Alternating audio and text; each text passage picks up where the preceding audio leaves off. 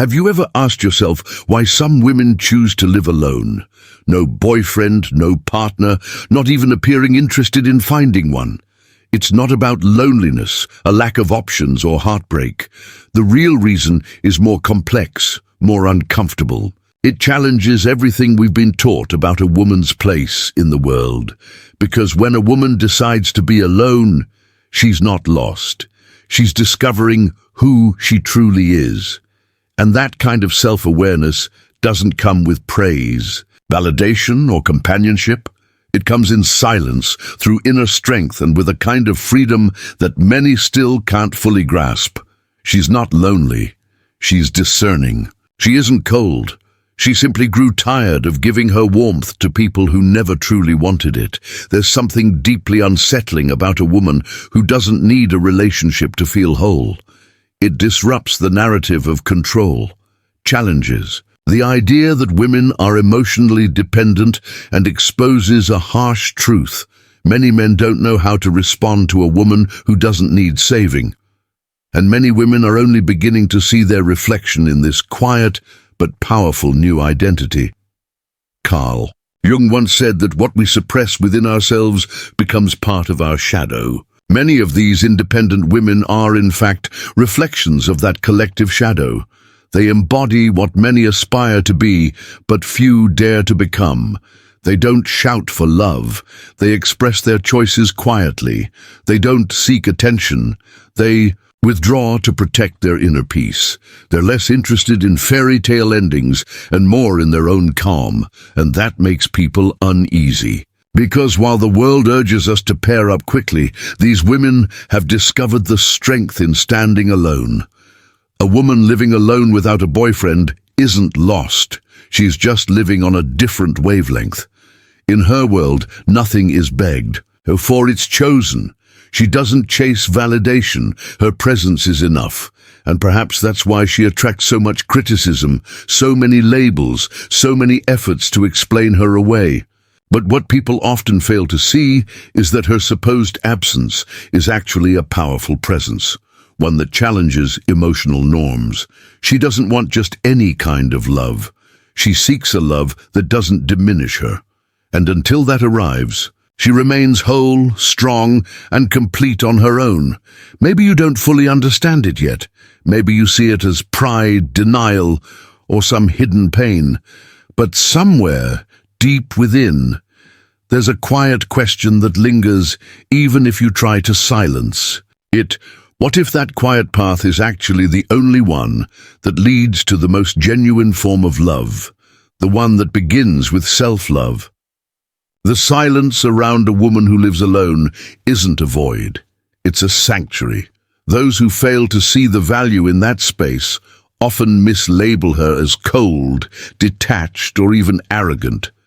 But the truth is, she didn't build that emotional fortress to shut the world out. She built it to protect her identity. Carl Jung also observed that what we avoid confronting in ourselves, we end up projecting onto others. And perhaps that's why so many women confuse solitude with emptiness, when in fact it can be the richest ground for discovering the self. While most people seek wholeness through others, this woman turned inward. And there, within the vast landscape of her own mind, she met the parts of herself she once tried to avoid. Old wounds, past neglect, unhealthy attachments masked as love. Her choice to be alone didn't come from raw pain, but from a scar that had finally healed. She hasn't stopped believing in love. She's just stopped accepting versions of it that make her feel small. She knows chaos. She's loved until she lost herself. She's given too much, settled for too little. But one day she woke up, and that awakening wasn't dramatic. It came gradually, through repeated disappointments that began to teach instead of hurt. What you see now isn't detachment, it's emotional maturity. And maturity is intimidating, because it demands depth, presence, and truth. She's not looking for any kind of companionship. She wants mutual understanding. She's not drawn to promises. She seeks real presence. That's why she may seem out of reach, Because she doesn't want to be rescued, she wants to be recognized. And recognition takes more than charm or kind words. It takes bravery to face the depth where most never dare to go. That's where many give up, not because she's complicated, but because she's complete.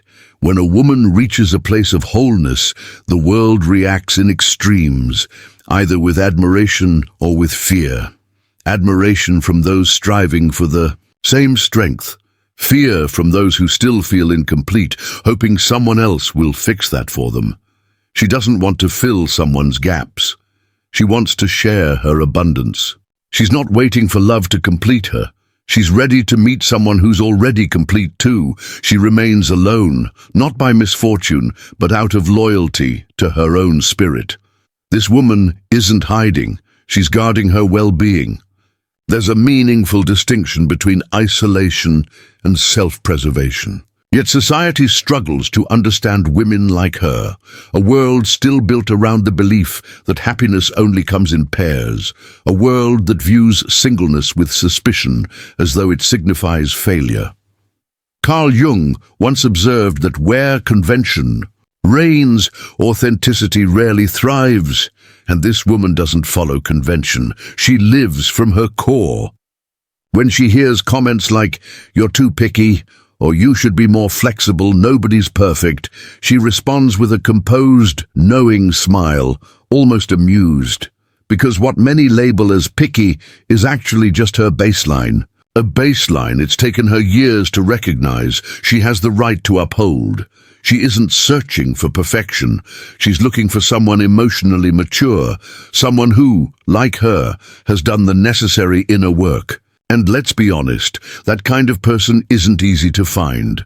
What unsettles people isn't her words, but what she represents.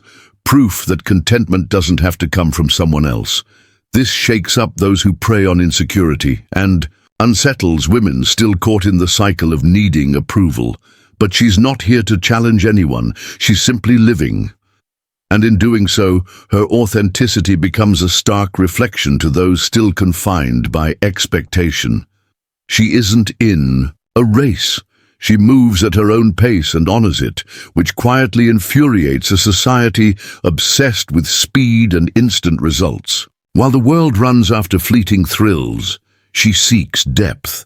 While others present curated versions of themselves online, she yearns for genuine connection. When she says no, it's not strategy, it's sincerity. When she walks away, it's not a performance, it's protection. When she chooses solitude over shallow company, it isn't arrogance, it's awareness. That awareness, forged through pain and healing, is her most powerful transformation. She doesn't live to meet expectations, she lives to be true to herself, and that very act, being, is what makes her a quiet threat to the system. Perhaps what unsettles people most isn't her solitude, but the calm she's discovered within it. Carl Jung taught that those who look outward dream, but those who look inward awaken, and that's exactly what she did. Her journey inward wasn't easy. It meant peeling back layers, confronting emotional dependency, and rebuilding her sense of self one step at a time. She no longer defines herself through others' eyes. She sees herself clearly, on her own terms. And that clarity shifts everything. How often have you questioned whether being alone is a sign of failure or a mark of freedom? How many times have you felt the urge to explain your singleness to others? She's been there too. She once wondered if something was wrong with her in a world that glorifies relationships, even unhappy ones. But then, one day, it clicked. It's better to be alone than to feel invisible in a partnership. That day, she made a promise to herself. Never again would she accept less than what she truly deserves. Her path isn't a straight line. There are moments of doubt, flashes of longing, and long nights of quiet. But there's a strength that deepens with every conscious choice she makes. She's come to understand that real love doesn't confine, consume, or control. The love she seeks is one that brings freedom, that enhances life and offers support without smothering. Until that, Love comes, she chooses to grow on her own, not out of ego, but out of self-respect. This woman embodies Jung's idea of individuation. She broke open, faced her darkness, ventured into the depths of her unconscious, and came back more complete than ever. Now that she knows who she is, she refuses to be just a part of something. She's not looking for someone to complete her. She wants someone who shares that same awareness. That's a challenging ask, because it calls for emotional maturity. And sadly, few are ready to love with that kind of responsibility. Many still love from a place of fear, from a need to possess or to fill a void. So if she walks alone today, it's because every step is filled with insight. Every no she gives is an act of self-respect. Every boundary she draws is a reminder. Love should never have to be begged for. She no longer feels the need to prove herself to anyone. And that quiet confidence, rooted deep within her soul, shifts everything around. Her, a woman who has truly found herself, becomes powerful, not because she fights, but because she sees things clearly. The woman who now lives alone isn't the same one who once pleaded to be loved. Something inside her broke, and that very breaking set her free. Because sometimes, only when things fall apart, does the soul find its true shape. Carl Jung once said that the tree that reaches heaven must also send its roots into hell. That's exactly what she lived through. She plunged into the pain of her past, faced old inherited fears, wounds that weren't only hers, but belonged to the women who came before her. She broke generational cycles. She rejected the same damaging relationship patterns. She realized it was never her role to fix, save, or settle for scraps just to avoid being alone. And when she finally stopped accepting less, the world told her she was wrong. But she stood firm, first uncertain, then aware, and finally unshakable, because once someone has faced their own darkness, they stop fearing emptiness. She's learned to be nourished by silence, to find warmth in her own presence. She's not distant, she just no longer allows herself to be invaded. There's a big difference between opening your heart and being torn apart. She still opens up, but only to those who are genuine, not those who come with practiced lines or hollow words. She's seen enough to know the difference between being real and putting on a show. Her intuition has become sharp. Her energy acts as a filter. She can sense shallow intentions from a distance, and she doesn't hesitate to step away. Her transformation runs deep. It's not just surface level, it's archetypal. It's as if she's connected with ancient knowledge, a buried truth that women were not made to serve, but to express, not to be molded, but to overflow. And through that wisdom, something awakened within her. A wild woman, intuitive, emotionally sovereign, a woman who may be alone but is never lost. She's in tune with something bigger, with her own path. No matter how much others try to label her as cold, complicated, or distant, the words don't stick. She no longer tries to belong. She lives to expand. She no longer competes for attention. She naturally draws it. She's no longer waiting to be chosen. She does the choosing now, and that shift in perspective unsettles those who still seek to control the feminine. But she's not there anymore. She's moved beyond those games, and on the other side, she discovered that real connection, true relationship, only begins after that. You've loved yourself enough to no longer rely on anyone else. There's something quietly powerful about the way she moves through life. She doesn't need applause or public recognition. Her confidence is calm, and it's within that quiet confidence that her true strength resides. Carl Jung once said that what we confront within eventually becomes our destiny.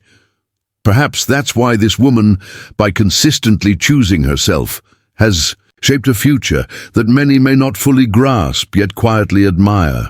She no longer tries to fill emotional gaps with empty promises or seeks to prove she is worthy of love. She doesn't ask for a place in anyone's life because she's come to understand The true presence should be welcomed, not begged for. And if that welcome isn't sincere, she gracefully steps away. She doesn't leave in anger or resentment.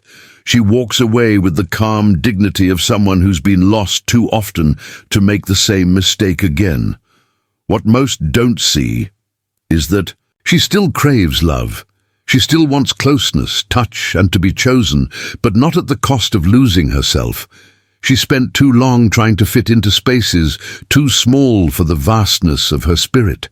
Now, she only shows up where she can be, complete, and that kind of presence demands more than romance. It takes emotional maturity and self-awareness. It means facing your own darkness and still choosing love. She's not chasing fairy tales. She seeks a soulful partnership, one built not on control or submission, but mutual growth. A bond where neither has to hide their truth, suppress their struggles, or diminish their dreams. And if that's too much for some, so be it. She'd rather wait than settle for emotional scraps. Some call it arrogance, but it's really just genuine self-respect. We're witnessing a new kind of woman, one who has turned away from the shallow and embraced depth, who became tired of being wanted and chose instead to be valued, who chose solitude not out of hopelessness, but from understanding. Real love never asks you to abandon yourself. And when a woman truly sees that, everything shifts. She doesn't need to raise her voice to be noticed. Her presence speaks volumes before any words are said. Wherever she goes, the atmosphere changes, subtle yet undeniable.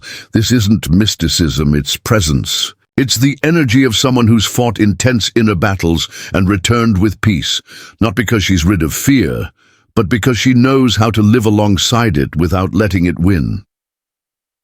As Jung would suggest, she found wholeness, not by rejecting opposites, but by embracing them. She doesn't turn away from love. She simply refuses to shrink for it. She still longs to love, but only in a relationship that accepts her completely. Both her light and her darkness, her joy and sorrow, her stillness and her storms. Because she understands now, those who only love the easy parts haven't yet learned the meaning of love. And those who expect constant sweetness still don't recognize that struggle and sadness are essential for growth. She is too complete to settle for fragments, too free to accept limitations disguised as affection, too emotionally aware to endure shallow connections. Yet she is also strong enough to keep choosing this path, even when it's painful, even when it's isolating, even when it's misinterpreted. That is the path of the awakened soul, choosing lasting truth over fleeting validation. And deep down, the world doesn't quite know what to do with women like her. Here's to the women who stand on their own, the women who don't bow. The women who refuse to be shaped by outdated expectations.